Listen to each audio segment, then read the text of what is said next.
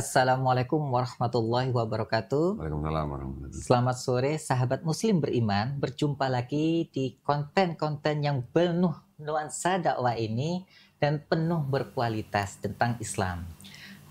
Untuk sore saat ini kita sedang ditemani oleh sosok tokoh yang sedang menginspirasi beberapa mualaf di Indonesia, yaitu Koh Don Ditan. Oke, bagaimana kabarnya Koh Don Ditan? Alhamdulillah Baik, sehat ya. Ya. Bagaimana aktivitas selama ini? Alhamdulillah sibuk. Sibuk terus ya, Masya Allah. Kan alhamdulillah kalau sibuk juga. Sahabat muslim beriman, inilah sosok tokoh yang selalu menginspirasi tokoh orang-orang mu'alaf yang ada di Indonesia.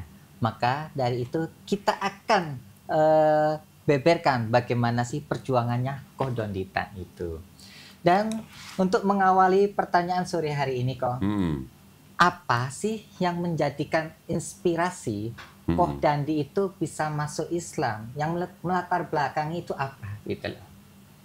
Yang melatar belakangi saya memeluk Islam. Iya. Karena akhirnya saya menemukan bahwa Islam itu sesuai dengan klaim di dalam kitab sucinya, Inna dina indallahil Islam. Jadi kalau ada klaim Islam sebagai agama yang diturunkan Allah Subhanahu wa taala kepada manusia ciptaannya, ternyata di backup oleh ayat-ayat lain di seluruh Quran. Kalau kita pelajari, ya ternyata di dalam Quran itu juga penuh dengan peringatan, penuh dengan tuntunan, penuh dengan ayat-ayat yang ternyata relevan dengan kehidupan kita sekarang, dan juga penuh dengan ayat-ayat yang sejalan dengan sains. Sainsnya ini sebenarnya kalau tuntunan, segala larangan dan segala perintah gitu ya, itu mungkin masih bersifat umum gitu lah ya. Tetapi ketika ada sebuah kitab suci yang isinya ayat-ayat yang berhubungan dengan sains dan sejalan dengan sains zaman sekarang, berarti ini kan nggak main-main. Berarti ini kan sebuah kitab yang benar-benar diturunkan oleh yang menciptakan langit dan bumi dan kita manusia. Itu sebenarnya yang menjadikan saya percaya bahwa ini kitab benar-benar nih yang turun dari yang menciptakan kita. Iya. Kemudian yang paling bisa saya terima di dalam Islam itu tidak ada rasis, ya. Tidak ada diskriminasi. Jadi nggak peduli orang itu mau sipit, mau belok, mau keriting, mau rambut lurus, mau kuning, mau merah kulitnya. Itu semuanya di hadapan Allah Subhanahu wa taala itu sama semua. Yang membedakan takwanya. Ya. Itu yang paling saya bisa terima di dalam Islam. Berarti Islam adalah agama untuk semua jenis atau semua jenis suku dan ras manusia. Rahmatan lil alamin. Artinya Islam itu memang agama untuk manusia gitu. Semua ya maksudnya, bukan manusia tertentu, bukan bangsa tertentu, bukan suku dan ras tertentu gitu. Oke. Ya, kalau misalnya berbicara tentang historisnya tadi, ada timbul pertanyaan kok. Bagaimana sih respon keluarga Kokoh atau orang-orang terdekat Kokoh setelah Kokoh memeluk agama Islam? Dan setujukah Kokoh tadi banyak yang dikatakan rasis dan sebagainya ketika ada oknum-oknum yang menyalahgunakan agama Islam itu sendiri? Alhamdulillah keluarga saya bukan keluarga yang bagaimana-bagaimana ya. Kalau boleh orang beragama lain enggak. Alhamdulillah ya walaupun di dalam keluarga besar saya masih ada stigma yang negatif terhadap Islam, masih ada, walaupun enggak semua. Tetapi keluarga besar saya bukan termasuk yang melarang orang untuk beragama Islam. Mungkin ada keluarga-keluarga, saya kan dari keturunan Tionghoa nih. Mungkin masih ada keluarga-keluarga dari keturunan Tionghoa yang lain yang punya prinsip begini terhadap anggota keluarganya. Lu mau agama apa aja silakan. Mau Konghucu, mau Buddha, mau Katolik, mau Protestan silakan, asal jangan Islam. Itu masih ada yang begitu. Ya, alhamdulillah keluarga saya bukan yang begitu. Nah, jadi ketika saya memeluk Islam dan alhamdulillahnya saya juga sudah mandiri, tidak tergantung pada keluarga saya, ya yang nggak ada yang protes. Cuman ada satu dari keluarga saya yang nanya, dan itu pun sifatnya nanya ya, bukan melarang ya. Yang nanya waktu itu cuman kakak perempuan saya, ya bahasa kakak adik nih ya. Lu ngapain masuk Islam gitu? Saya jawabnya apa? Gue mau nyembah Yesus, mau nyembah. Gue mau ngikut Yesus gitu. Loh, kan selama ini kita udah ngikut Yesus. Enggak, selama ini kita ngikut Paulus. Ya. Saya kasih ayat-ayat beberapa. Dia nggak bisa jawab, ya udahlah masing-masing gitu. Ya sudah. Udah cuman itu doang, sampai segitu doang. Ya alhamdulillah, jadi artinya tidak ada penolakan yang besar dari keluarga besar. Gitu. Oke. Tadi pertanyaan kedua apa tadi? Yang apa ada oknum ketika menyalahgunakan tentang agama Islam itu Oknum sendiri. dari Setuju nggak gitu? Kan oknum- banyak teroris dan sebagainya katanya tadi Koko di awal telah menyebutkan Islam itu tidak rasis dan sebagainya. Tetapi di tengah perjalanan sebuah perjalanan dakwah itu pasti ada namanya oknum. Ya. Ya. Setujukah begitu? Gini, di setiap agama itu selalu ada yang namanya kambing hitam. Ya. Di semua agama, sebutin aja mau agama apa, ada. Dan yang jelas kelompok-kelompok yang seperti itu adalah kelompok-kelompok yang sangat kecil ya dibandingkan dengan keseluruhan umatnya. Contoh misalnya, kalau misalnya ada kelompok yang dianggap sebagai teroris di dalam Islam, berapa persen dari seluruh Islam? Paling cuma 0,000 sekian persen gitulah ya. Betul. Dan ketika kita sudah mempelajari Quran, ternyata kita bisa memahami bahwa orang-orang yang melakukan tindakan-tindakan yang dianggap teroris itu ternyata orang-orang yang memahami ayat Quran di luar konteks. Nah, jadi ketika kita mempelajari sebuah ajaran, mempelajari sebuah kitab suci, jangan lepas dari konteks. Kalau lepas dari konteks bisa menimbulkan tindakan-tindakan yang dianggap teroris itu. Oke. Ya. Siap. Sahabat Muslim beriman, inilah sedikit kisah tentang Kodandi Tan yang telah menelusuri perjalanan dakwahnya dari sebelum non-Muslim dan berpindah agama sebagai seorang Muslim. Lagi toh, kalau melihat sejarah historinya, ini kan banyak pertanyaan-pertanyaan nih. Contoh misalnya tadi Koko menjelaskan tentang dalil-dalilnya mengikuti seorang Yesus gitu ya. Jadi bisa nggak perlihatkan adakah dalil atau ayat-ayat sebelumnya masuk Islam itu yang mengutarakan tentang mengutarakan keaslian Islam itu apa? Ada, mungkin di ayat apa? Maksudnya dari Quran atau dari Bible? Dari Bible. Dari Bible. Oke. Sekarang biasanya nih ya, ini yang biasanya, yang kebanyakan terjadi adalah penganut Kristen atau Katolik dan Protestan itu rata-rata memegang Bible-nya hanya dibaca ketika dia di gereja. Oke. Dan itu pun dibacain sama pendetanya. Betul nggak, Jay? Tuh ngaku tuh. Oke, siap. Ya kan? Nah, kebanyakan orang Kristen pun juga tidak paham bagaimana sejarahnya tersusunnya kitab mereka. Ya. Ketika kita mempelajari sebuah kitab suci, tentunya kan kita harus tahu dari mana kitab itu tersusun atau bagaimana kitab itu tersusun. Ya. Setelah kita pelajarin, ternyata apa yang saya pelajarin ya, ternyata 2/3 atau bisa dikatakan 2/3 atau 3/4 dari kitab saya pada waktu itu, ternyata yang 2/3 atau 3/4 itu bukan asli kitabnya orang Kristen. Nah, dari mana? Ternyata kitabnya orang Yahudi. Sama nggak orang Yahudi sama Kristen? Beda. Ya. Jadi ternyata ketika kita bisa mengetahui 2/3-nya kitab kita ternyata kitab orang lain, berarti kan ada sesuatu yang harus kita bandingkan. Betul. Oke. Apa yang dibandingkan? Pasti konsep ketuhanannya, konsep keselamatannya. Ya. Kalau konsep ibadah, oke lah, memang agama yang berbeda, pasti berbeda ibadahnya. Tetapi dari konsep ketuhanan dan konsep keselamatan, kita harusnya bisa berpikir, ini sama nggak dengan kitab yang dari Kristen itu sendiri? Kitabnya Kristen sendiri disebut Perjanjian Baru. Kitabnya orang Yahudi sama Kristen disebut Perjanjian Lama. Betul kan? Tetapi ternyata kalau kita bandingkan antara Perjanjian Lama dan Perjanjian Baru, konsep ketuhanannya ada perbedaan. Konsep keselamatannya juga ada perbedaan. Oke. Yang dianggap sama Kristen, Perjanjian Lama itu sudah dibatalkan. Ya, dibatalkan dengan matinya Yesus di atas kayu salib. Itu menurut tokoh yang namanya Paulus. Nah, Paulus itu kalau kita baca secara global konteksnya, ternyata Paulus mengajarkan sesuatu yang tidak pernah diajarkan oleh Yesus. Gitu. Sedangkan Kristen kan pusat profilnya adalah Yesus. Ya. Kristen kan menganggap bahwa mereka pengikut Yesus, gitu kan? Tapi ternyata sebenarnya yang dilakukan oleh Kristen, yang dipercaya oleh Kristen itu sebenarnya adalah yang ajaran Paulusnya. Nah, ajaran Paulus sama ajaran Yesus di dalam satu kitab yang sama itu sama nggak gitu? Ya. Ternyata berbeda. Berbeda ya. Ya. Oke. Ini sebagai edukasi nih ya. Ya. Di dalam Perjanjian Lama yang kitabnya orang Yahudi itu, yang dipakai sama Kristen ini, konsep ketuhanannya ternyata tauhid. Saya berani ngomong nih, tauhid nih, karena saya udah baca nih ya. Siap. Orang Kristen pun yang baca silakan bantah omongan saya. Orang Yahudi tauhid, tauhidnya seperti apa? Ada sebuah ayat di Bilangan 23 ayat 19. Tuhan bukanlah manusia. Ya. Tuhan bukanlah anak manusia. Ya. Ada lagi ayat nanti di Ulangan 6 ayat 4. Dengarlah hai bangsa Israel, Tuhan Allah kita, Tuhan itu Esa. Ya. Shema Israel, Adonai Eloheinu, Adonai Ehad.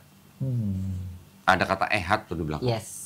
Kita mungkin setiap hari baca ya, Qul huwallahu ahad ya. Ahad. Ya. Ada Ahad, ada Ehad, sama, maknanya sama. Ya. Esa gitu.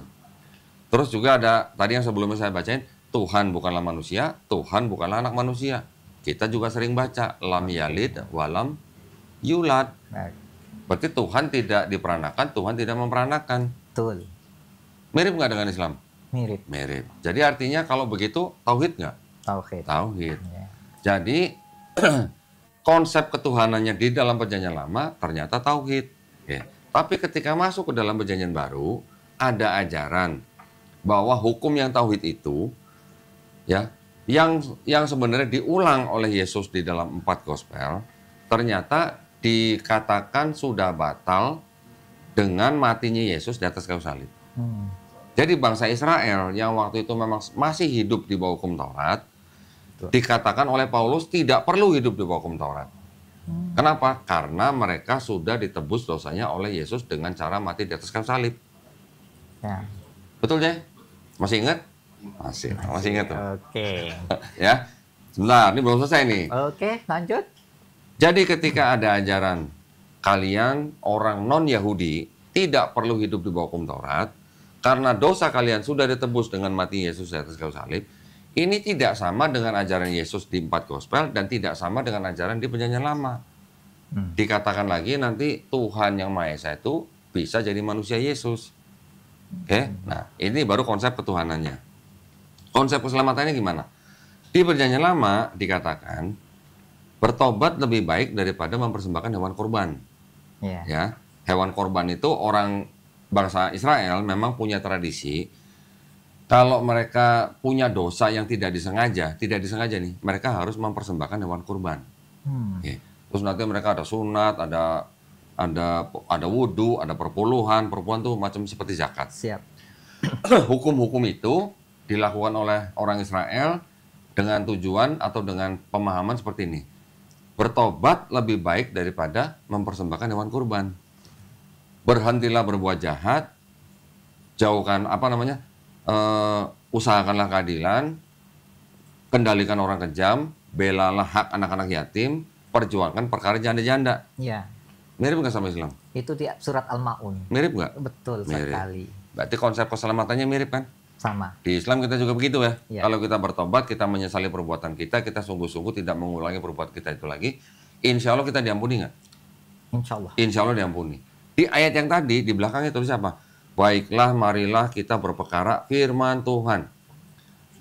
Jikalau dosamu merah seperti kirmizi, akan putih seperti salju. Jikalau dosamu merah seperti kain kesumba, akan putih seperti bulu domba. Berarti kalau udah bilang dosamu mau merah seperti apapun, bisa putih. Ya. Artinya diampuni nggak? Diampuni. Diampuni. Berarti perlu nggak ada orang yang harus mati di atas kayu salib buat tebus dosa? Dengan nakal aja, dengan nalar sehat, harusnya berarti kan nggak perlu. Nggak perlu. Nggak perlu. Tetapi ketika masuk ke ajaran Paulus, Paulus bilang, kalau kamu tidak percaya Yesus itu Tuhan dan Juru Selamat yang mati di atas kayu salib untuk menebus dosa kamu nggak selamat. Beda nggak?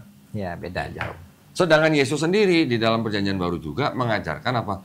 Kalau kamu nggak bertobat dan menjadi seperti anak kecil ini, kamu tidak akan masuk kerajaan sorga.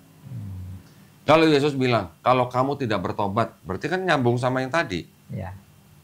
Bertobat lebih baik daripada mempersembahkan hewan kurban.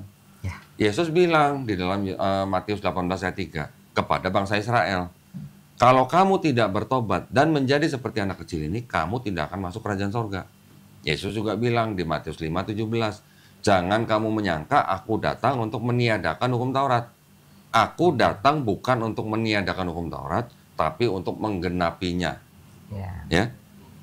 Lebih mudah langit dan bumi runtuh dibandingkan dengan satu iota. Satu iota itu huruf terkecil di dalam bahasa Ibrani, dihilangkan. Berarti kalau begitu Yesus mengikuti hukum Taurat nggak? Iya. Mengikuti hukum Taurat. Tapi Paulus bilang, hukum Taurat itu sampah. Kata Paulus, sampah. Oke. Hukum Taurat itu sudah dibatalkan dengan matinya Yesus di atas kayu salib. Ya, ya. Beda kan? Jadi ada tiga ajaran di dalam satu kitab Bible Kristen atau Katolik, yang mana dua ajaran yang perjanjian lama dan 4 gospel yang Yesus ajarin itu sejalan. Belakang. Enggak, yang Yesus dengan perjanjian lama sejalan. Oke. Hanya yang Paulus yang beda gitu. Oke. Kalau Yesus tidak pernah mengajarkan dosa waris, Paulus mengajarkan dosa waris. Jadi dosa yang dilakukan oleh satu orang Hawa, istrinya Adam, itu menjalar kepada setiap manusia. Siap. Jadi setiap manusia sudah lahir dengan bawa dosa waris. Kalau bayi lahir 3 hari meninggal kemana kalau begitu? Bawa dosa waris. Apa mungkin dosa masuk surga gitu? Tapi Yesus mengatakan kalau kamu tidak bertobat dan menjadi seperti anak kecil berarti konotasinya apa? Polos, Polos. tanpa dosa. Suci. Kamu tidak akan masuk kerajaan surga. Ya. Jadi kita harus bisa melihat dari agak jauh. Artinya kita harus melihat global konteksnya dalam satu kitab suci Bible itu apa. Gitu. Ya, oke. Ini yang akhirnya saya tinggalkan karena di dalam Quran ternyata juga memuat hukum Taurat. Ya. Di dalam Quran juga memuat hukum Injil. Di dalam Quran yang Taurat ini disempurnakan, yang Injil juga disempurnakan menjadi Quran gitu. Oke. Di dalam Quran ini kita hanya disuruh menyembah yang menciptakan kita. Ya, betul. Itu yang akhirnya melatar belakangi saya. Gitu. Baik, Masya Allah, inspirasi sekali ya. Jadi kalau bicara tentang kitab-kitab nih ya, Kok. Ada tadi yang disinggung oleh Koko, Perjanjian Lama dan Perjanjian Baru. Oke. Udah berapa lama sih Koko udah belajar tentang Islam itu? Ya, kan di situ yang pertama. Yang kedua, apakah ada ya mungkin ini Perjanjian Lama dan Perjanjian Baru? Kalau di Islam itu kita mengetahuinya, memahaminya, kitab Samawi, ada namanya kitab Samawi, Injil. Adakah dari dua kitab tadi, Perjanjian Lama dan Perjanjian Baru, ada kesamaan di Injil Barnabas? Barnabas? Ya. Gini, ini dua hal yang berbeda. Saya ingin menyorotinnya begini dulu. Yang Injil Barnabas nanti dulu ya. Oke. Nah, di dalam Quran sering disebutkan bahwa Quran membenarkan kitab-kitab yang diberikan sebelumnya. Betul. Apa itu? Taurat, Zabur, Injil. Injil. Oke. Ini saya mau tanya dulu nih. Siap. Sebagai sesama muslim saya mau tanya. Apakah Taurat, Zabur, Injil yang disebut di dalam Quran itu Bible-nya orang Yahudi dan Bible-nya Kristen? Menurut pemahaman Mas? Ya. Mungkin beda nama ya, tapi saya belum pernah jauh mempelajarinya. Selama ini saya pengen mencari-cari. Bahkan yang namanya Injil Barnabas kemarin sempat saya cari di tempat dakwah saya begitu, tetapi belum pernah sempat ketemu aja. Ini nggak ada hubungan sama Injil Barnabas sebenarnya. Ya. Yang saya maksud adalah yang Taurat, Zabur, Injil. Ya. Di dalam kitabnya Yahudi ada disebut Torah atau Taurat. Taurat. Di dalam kitab Kristen karena dipakai sama Kristen jadi istilahnya sama, ada Taurat. Di dalam kitabnya Yahudi dan Kristen juga ada sebutan Mazmur. Kita mengenal dengan Zabur. Di dalam kitabnya Kristen ada sebutan Injil. Di Quran ada sebutan Injil. Saya kembali lagi tadi ke pertanyaan saya, apakah yang disebut Taurat, Zabur, Injil dalam Quran itu kitabnya orang Yahudi dan kitabnya Kristen? Itu bukan Mas ternyata. Bukan. Sekarang kalau kita pelajarin, menurut definisi kita dulu nih, ya. Yang disebut dengan Taurat, Zabur, Injil itu adalah wahyu-wahyu yang diturunkan Allah SWT kepada Nabi dan Rasulnya untuk Bani Israel pada zaman itu. Ya. Setuju nggak? Setuju sekali. Namanya wahyu gimana? Bentuknya seperti apa? Ya sebuah pesan untuk pesan untuk sebuah ketakwaan kepada Ya, Tuhan. pesan atau pengetahuan dari Allah Subhanahu wa taala Ya, kepada nabi dan rasulnya untuk disampaikan kepada umatnya, yaitu betul. Bani Israel, ya kan? Jadi kalau namanya pesan sudah masuk ke dalam nabi, itu kan masuk ke dalam apa ya? Kolbu lah ya. Ya, Kolbunya nabi. Nabi menyampaikan pesan itu kepada umatnya. Nah, itulah yang disebut dengan Taurat untuk yang Nabi Musa alaihissalam kepada Bani Israel, Zabur pada Nabi Daud alaihissalam kepada Bani Israel, Injil kepada Nabi Isa alaihissalam kepada Bani Israel. ya, Tapi pertanyaannya, apakah kitabnya Yahudi itu yang nulis Musa? Apakah Zabur itu yang nulis Nabi Daud alaihissalam?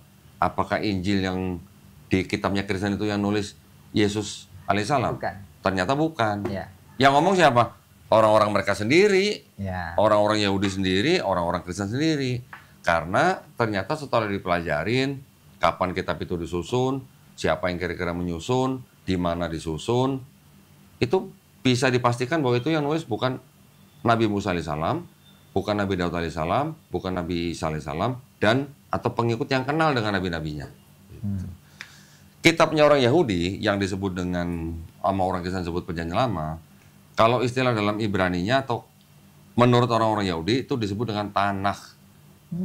Tanakh itu adalah singkatan dari Torah atau Taurat, Nevi'im, kitab nabi-nabi, Ketuvim, tulisan-tulisan. ya, Ketiga kumpulan kitab ini dijadikan satu namanya kitab Tanakh. Iya. Kitab Tanakh ini disusun kira-kira tahun 450 sebelum Masehi. ya, Ya. Nabi Musa alaihissalam hidupnya di abad berapa? Abad 15. Abad 15, 13 lah ya. Sebelum Masehi. Jaraknya 1000 tahun. Apa mungkin Nabi Musa yang menulis? Tidak mungkin. Nabi Daud alaihissalam hidupnya di abad ke 11, 10. Sebelum Masehi. Berarti juga nggak mungkin Nabi Daud yang menulis. Apakah yang nulis pengikut-pengikutnya? Bukan juga. Karena jaraknya udah terlalu jauh. Kitab Tanakh ini menurut juga dari kalangan mereka sendiri disusun setelah bangsa Israel dibuang ke Babilonia. Ya, pada waktu itu mereka dikuasai oleh Babilonia. Baru disusun kira-kira di tahun 450 sebelum Masehi. Nah, yang disebut dengan Injil di dalam kitab Kristen itu juga ternyata menurut ahli-ahli Perjanjian Baru sendiri, itu bukunya ada semua di situ. Yang nulis juga bukan Yesus sendiri. ya, Ternyata yang nulis siapa? Yang nulis adalah orang-orang yang tidak dikenal. Ya, orang-orang yang tidak pernah ketemu Yesus. Orang-orang yang tidak pernah jalan-jalan bareng Yesus. Ibaratnya orang-orang yang tidak pernah ngopi bareng Yesus gitu. oke, Ya. Terus karena yang nulis bukan nabi atau pengikutnya, berarti kan tidak bisa dikatakan itu adalah Taurat, Zabur, Injil yang dimaksud Quran. Gitu loh. ya, Kalau kita sering membaca ada kitab Taurat, kitab Zabur, kitab Injil, kata kitab itu sendiri belum tentu berarti buku, Mas. ya, Kata kitab di dalam bahasa Arab juga artinya selain daripada wahyu yang dibukukan, juga bisa berarti hukum, ketetapan, perintah. Betul kan? Ya. Hukum, ketetapan, perintah yang diberikan Allah Subhanahu wa taala kepada nabi-nabinya, melalui nabi-nabinya dan rasulnya untuk salah satu bangsa atau bani. sampaikan. Gitu. Oke, Nah, baik. kalau bicara tentang yang tadi disebut Injil Barnabas, Ya. Injil Barnabas itu ada 3, Mas. Oke. Abad kedua namanya Epistle of Barnabas. Abad kelima namanya Acts of Barnabas. Abad 16 baru namanya Gospel of Barnabas. Oke. Wah, langsung dibuka ya, pemirsa. Sahabat Muslim beriman, inilah bacaan-bacaan orang berkualitas seperti ini ya. Nah, ini yang abad kedua, Epistle of Barnabas. Nah, ini dia bukunya ya. Ya, yang abad kelima saya nggak punya, tapi saya punya soft copy-nya. Namanya Acts of Barnabas. Ini yang abad ke-16 yang terjemahan nih. Oke, ini Ini yang ada buku abad lamanya nih. 16. Oke. Nah, kalau yang sering-sering disebut oleh umat Islam tentang Injil Barnabas yang mengabarkan nanti akan ada nabi lagi bernama Ahmad, itu dari sini. Oke. Kitab ini ternyata dipercaya ditulis oleh Muslim, ya, dan juga kitab ini ditolak oleh Kristen, ditolak oleh kalangan Kristen. Ya, saya sendiri nggak pernah menjadikan kitab ini sebagai dalil atau hujah dalam argumen-argumen saya. Kenapa? Karena ternyata di dalam kitab ini ada sebuah poin yang sedikit berbeda dengan akidah Islam. Di dalam kitab ini yang dikatakan Al-Masih itu Nabi Muhammad SAW, bukan Nabi Isa alaihissalam. Oke. Menurut sampean gimana? Betul nggak? Setuju. Beda kan? Ya. Kalau kita kan yang namanya Al-Masih kan Nabi Isa alaihissalam, Ya. bukan Nabi Muhammad SAW gitu. Maka itu ini nggak pernah saya pakai. Oke. Ya, pertanyaan terakhir mungkin buat Ko dan Dita. apa Ya, lagi? ini sangat-sangat pedas ya, tetapi ini daging semua buat kita edukasi semua. Kapan dan di mana Ko dan Dita sendiri itu belajar mengawali tentang Islam? Tentang Islam. Iya. Kalau saya belajar tentang Islamnya sendiri ya otomatis sebelum saya memeluk Islam. Iya. Ya, sebelum saya memeluk Islam, saya kan harus mengamati dulu. Iya. Tapi saya pernah mengalami suatu momen di mana yang saya amati itu salah. Yang saya amati bukan Islamnya tapi Muslimnya. Ketika saya mengamati Muslim yang saya amati tidak menggambarkan ajaran Quran. Jadi ada sebuah kesalahan. Iya. Jadi kita kalau mau mengenal atau mempelajari sebuah agama, yang harus kita pelajari adalah ajarannya, bukan orangnya gitu. Betul. Ya, jadi kita harus berhati-hati nih. Setiap Muslim, kita ini bisa menjadi objek pengamatan orang di luar Islam. Maka itu tingkah laku kita, perbuatan kita, perkataan kita harus menggambarkan akhlak Islam. Setuju. Supaya apa? Supaya jangan sampai kita menjadi contoh yang buruk ya buat orang di luar Islam yang sedang mengamati Islam. Nah, ketika saya tahu bahwa itu salah, baru saya mulai mempelajari ajarannya. Waktu itu yang tadi saya bilang di awal bahwa yang sangat bisa saya terima dari Islam adalah karena di dalam Islam tidak ada rasis dan tidak ada diskriminasi. Iya. Contoh paling gampang kalau kita lihat ke masjid lah, ya, yang paling rajin datang dia pasti di soft depan, yang telat di soft belakangnya. Ya. Seorang gubernur tanpa protokol, kalau dia datang telat, apakah dia boleh narik orang di depan? Lo di belakang, gue di depan, karena gue gubernur gitu. Boleh nggak begitu? Nggak, tanpa protokol ya saya bilangnya. Tentu saja nggak bisa begitu kan? Siap. Mau gubernur kan, mau presiden kan nggak bisa begitu. Ya. Ketika dia datang terlambat, ya udah dia di belakang. Itu artinya di dalam Islam kan tidak ada diskriminasi. Betul. Juga di dalam Islam yang saya paling bisa terima juga adalah khotbah daripada Nabi Muhammad SAW, khotbah akhir ya, sebelum beliau wafat ya. Dikatakan bahwa orang Arab tidak lebih baik daripada orang non-Arab. Orang non-Arab tidak lebih baik dari orang Arab. Ya. Jadi ibaratnya kita bisa katakan, baik itu orang itu misalnya Habib sekalipun, Habib tidak lebih baik daripada yang bukan Habib. Yang bukan Habib juga tidak lebih baik daripada Habib. Tapi yang lebih baik dari mereka apanya? Ya. Takwanya. Takwanya benar. Berarti yang dilihat sama Allah Subhanahu wa taala apa? Takwanya. Takwanya, Ya. bukan warna kulitnya, bukan matanya, bukan rambutnya, bukan rasnya gitu loh maksudnya. Nah, itu ya. Ya. Oke, berarti itu adalah sebuah ajaran yang menurut saya sangat-sangat universal. Ya. Tetapi yang meyakinkan saya bahwa Quran itu benar-benar firman Allah adalah ketika di dalam Quran ada kurang lebih 1000 ayat yang berbicara ada hubungannya dengan sains. Ternyata dari 1000 ayat itu 80% sudah terbukti benar secara sains zaman sekarang. Yang 20% belum terbukti benar, tapi juga belum terbukti salah. Ya. Insya Allah dengan ilmu probabilitas, insya Allah akan terbukti benar. Entah 10 tahun lagi, entah 100 tahun lagi, bisa juga entah 1000 tahun lagi. Gitu. Ya, insya Allah. Nah, yang 80% yang sudah terbukti benar ini, bagaimana ceritanya? Seorang nabi yang ummi, kok bisa menceritakan ayat-ayat yang ternyata bisa dikonfirmasi oleh sains zaman sekarang? Iya, betul. Dari mana gitu? Wahyu. Apakah dari alien gitu? Enggak mungkin lah.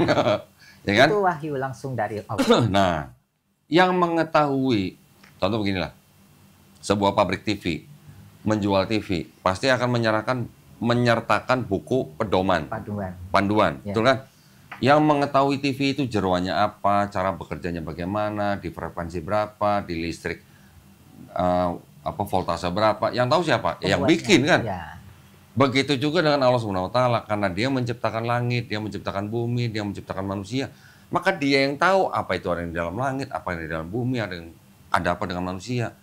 Yang tahu kan yang membuat. Iya. Ternyata di dalam Quran itu semuanya dijelaskan. Langit bagaimana, bumi bagaimana, manusia bagaimana, tercipta dari apa. Dari mana Nabi Muhammad SAW tahu hal seperti itu kalau bukan dari yang menciptakan langit, bumi, dan manusia? Iya. Gitu. Banyak sekali contohnya. Ya. Siap. Mungkin saya nggak usah ceritain di sini lah ya satu-satu ya. Siap, nanti. Oke. Baik, sahabat Muslim beriman, untuk menutupi mengakhiri acara podcast di sore hari ini kok mungkin ada sedikit pesan kesan di dalam perjuangan Islam, dakwah Islam.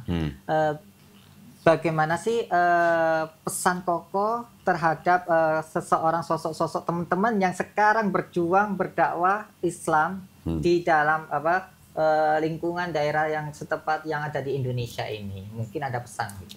Daerah terpencil, daerah yang rawan upaya pemurtadan. Daerahnya masing-masing yang sedang berdakwah, yang berjuang untuk dakwah Islam itu. Pasti ada kendala dan hambatannya itu. Iya, ya sekarang gini aja. Kita sekarang sudah hidup di zaman modern. Walaupun daerah terpencil, tapi masih bisa berusaha untuk mencapai daerah yang lebih baik. Iya. Artinya bisa minta bantuan. Kita yang di daerah yang cukup dengan fasilitas, kita juga jangan tinggal diam. Kita harus bisa membantu teman-teman kita yang sedang berdakwah di daerah terpencil.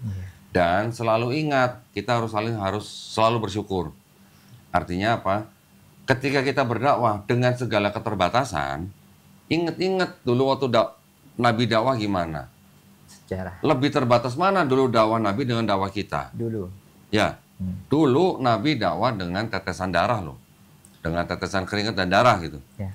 Kita sekarang mungkin tetesan keringat doang gitu. Dan kita masih bisa dibantu, saling bantu, yang di daerah dan yang di kota bisa saling bantu gitu. Makanya jangan sampai kendor dakwah kita. Okay. Artinya dakwah kita ini sekarang sudah jauh lebih enak daripada dakwah Nabi. Nabi sampai perang-perang gitu loh. Nah kita kan sekarang nggak sampai perang. Yang kita boleh lakukan sekarang adalah perang pemikiran. Ya, bukan perang fisik. Perang fisik kan sudah nggak boleh. Kita Indonesia negara damai harus saling menghormati orang-orang yang punya keyakinan lain. Yang kita lakukan adalah dengan perang pemikiran. Okay. Perang pemikiran juga termasuk salah satu jihad kita gitu. Okay, siap. Ya, di dalam dakwah. Jadi tetap semangat buat teman-teman yang di daerah, teman-teman yang di kota juga jangan lupa bantu mereka ya, supaya yang di daerah bisa tetap menjalankan dakwahnya dengan baik. Insya Allah. Oke. Baik, sahabat Muslim beriman, demikian sebuah perjalanannya dakwah seorang Podonitan yang begitu menginspirasi seorang mu'alaf-mu'alaf di Indonesia ini. Jadi buat edukasi kita semua, bagaimana kita melakukan sebuah perjuangan dakwah Islam itu dengan kelebihan dan kekurangan masing-masing. Jadi intinya jangan sampai lupa untuk perjuangan dakwah Islam. Baik, demikian cara podcast sore hari ini. Semoga bisa menginspirasi dan menjadi edukasi buat teman-teman semua yang ada di luar. Dan semoga bisa berjumpa lagi di channel yang sama. Selamat sore dan wassalamualaikum warahmatullahi wabarakatuh. Waalaikumsalam warahmatullahi wabarakatuh.